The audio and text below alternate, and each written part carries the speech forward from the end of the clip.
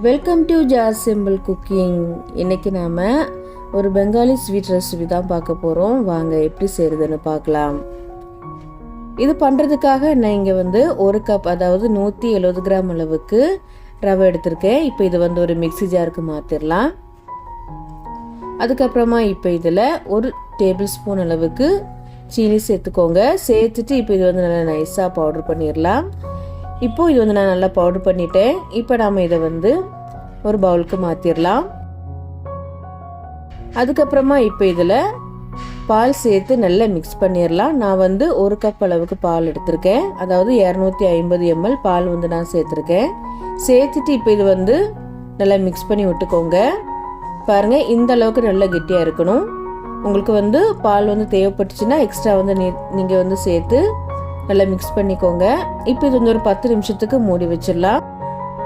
அதுக்கப்புறமா நான் இங்கே 2 கப் அளவுக்கு, அதாவது 160 கிராம் அளவுக்கு துருவன தேங்காய் எடுத்து வச்சுருக்கேன். இப்போ இதில் அரை கப் அளவுக்கு, அதாவது 100 கிராம் அளவுக்கு வெல்லம் சேர்த்துருக்கேன். சேர்த்துட்டு இப்போ இது நல்லா மிக்ஸ் பண்ணி விட்டுடலாம். இப்போ ஸ்டவ் ஆன் பண்ணிவிட்டு இது நல்லா வேக வச்சிடலாம். தேங்காயும் வெல்லமும் ஒன்று சேர்ந்து இது நல்லா உருண்டை பிடிக்கிற அளவுக்கு வர வரைக்கும் நாம் இது சூடு பண்ணணும். பாருங்கள், இந்த அளவுக்கு நல்லா கெட்டியாக வந்ததும் நாம் இப்போ இதில் 1/4 டீஸ்பூன் அளவுக்கு ஏலக்காய் தூள் சேர்த்துக்கலாம். சேர்த்துட்டு நல்லா மிக்ஸ் பண்ணி விட்டுட்டு நாம் ஸ்டவ்வை ஆஃப் பண்ணிடலாம். அதுக்கப்புறமா இது இன்னொரு பாத்திரத்துக்கு மாற்றிட்டு லைட்டாக ஆற வச்சிடலாம். இப்போ ரவை மிக்ஸ் பண்ணி வச்சு 10 நிமிஷம் போல் ஆயிடுச்சு. பாருங்கள், இப்போ இது இன்னும் கொஞ்சம் கெட்டியாக வந்திருக்கு. இது நல்லா மிக்ஸ் பண்ணி விட்டுக்கோங்க. பாருங்கள், இந்த அளவுக்கு நல்லா கெட்டியாக இருக்கணும். இப்போ இது நல்லா மிக்ஸ் பண்ணி விட்டுட்டு இப்போ இதில் 1 டீஸ்பூன் அளவுக்கு பேக்கிங் பவுடர், அரை டீஸ்பூன் பேக்கிங் சோடா, அதுக்கப்புறமா 2 சிட்டி அளவுக்கு உப்பு சேர்த்துக்கோங்க. சேர்த்துட்டு இப்போ இது நல்லா மிக்ஸ் பண்ணி விட்டுடலாம். இப்போ இதில் 1 டேபிள் ஸ்பூன் அளவுக்கு பால் சேர்த்துட்டு நல்லா மிக்ஸ் பண்ணி விட்டுக்கோங்க. இப்போ இது நல்லா மிக்ஸ் பண்ணி விட்டாச்சு. பாருங்கள், கன்சிஸ்டன்சி கரெக்டாக இருக்குது. அதுக்கப்புறமா நம்ம ஆற வச்சுருந்த தேங்காய் கலவை ஓரளவுக்கு கை பொறுக்கிற சூடு வந்ததும் இப்படி சின்ன சின்ன உருண்டைகளாக பண்ணி வச்சுக்கோங்க. அதுக்கப்புறமா நாம் பணியாரம் சுட ஆரம்பிச்சிடலாம்.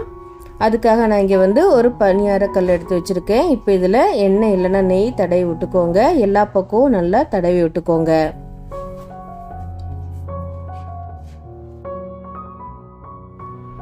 அதுக்கப்புறமா நம்ம மிக்ஸ் பண்ணி வச்சுருந்த மாவுலேருந்து கொஞ்சம் கொஞ்சமாக இப்படி ஊற்றிக்கலாம். நான் 3/4 டேபிள் ஸ்பூன் அளவுக்கு மாவு ஊற்றிக்கிறேன்.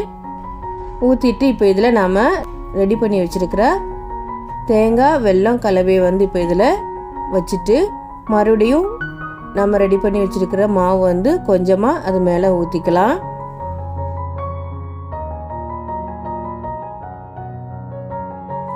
இப்போ நாம் இது வேக வச்சிடலாம். அதுக்காக ஸ்டவ் ஆன் பண்ணி நான் ஒரு பாத்திரத்தில் தண்ணி கொதிக்க வச்சுருக்கேன். இப்போ நாம் ரெடி பண்ணி வச்சுருக்கிற குழி பணியார சட்டியை மேலே வச்சுட்டு மூடி வச்சிடலாம். ஆவி வெளியே போகாத அளவுக்கு இருக்கிற பாத்திரமாக எடுத்துக்கோங்க. அதுக்கப்புறமா இப்போ இது மீடியம் ஃப்ளேமில் ஒரு 15லேருந்து 20 நிமிஷம் நல்லா வேக வச்சுக்கோங்க. இப்போ கரெக்டாக 20 நிமிஷம் கழித்து ஓப்பன் பண்ணி பார்த்துடலாம். இப்போ இது வெந்துட்டான்னு செக் பண்ணிடலாம். இந்த மாதிரியான ஒரு குச்சி வச்சு செக் பண்ணி பார்த்துக்கோங்க. பாருங்கள், இப்போ இது நல்லா க்ளீனாக வந்திருக்கு. இப்போ நாம் இது ஓவனாக எடுத்து இன்னொரு பாத்திரத்துக்கு மாற்றிடலாம். மாற்றிட்டு இப்போ மிச்சம் இருக்கிற மாவே இதே மாதிரி நம்ம ஊற்றி வேக வச்சிடலாம்.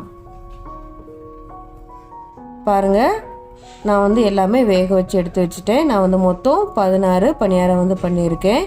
பாருங்கள், நல்லா சாஃப்டாக வந்திருக்கு. இப்போ நான் இது பிச்சு காமிக்கிறேன். பாருங்கள், நல்லா சூப்பராக வந்திருக்கு. டேஸ்ட் ரொம்ப நல்லாயிருக்கும். நீங்களும் வீட்டில் செஞ்சு பாருங்கள். இந்த வீடியோ உங்களுக்கு பிடிச்சிருந்துச்சின்னா லைக் பண்ணுங்கள், ஷேர் பண்ணுங்கள். மறக்காமல் ஜாஸ் சிம்பிள் குக்கிங் சேனலுக்கு சப்ஸ்கிரைப் பண்ணுங்கள். தேங்க்ஸ் ஃபார் வாட்சிங்.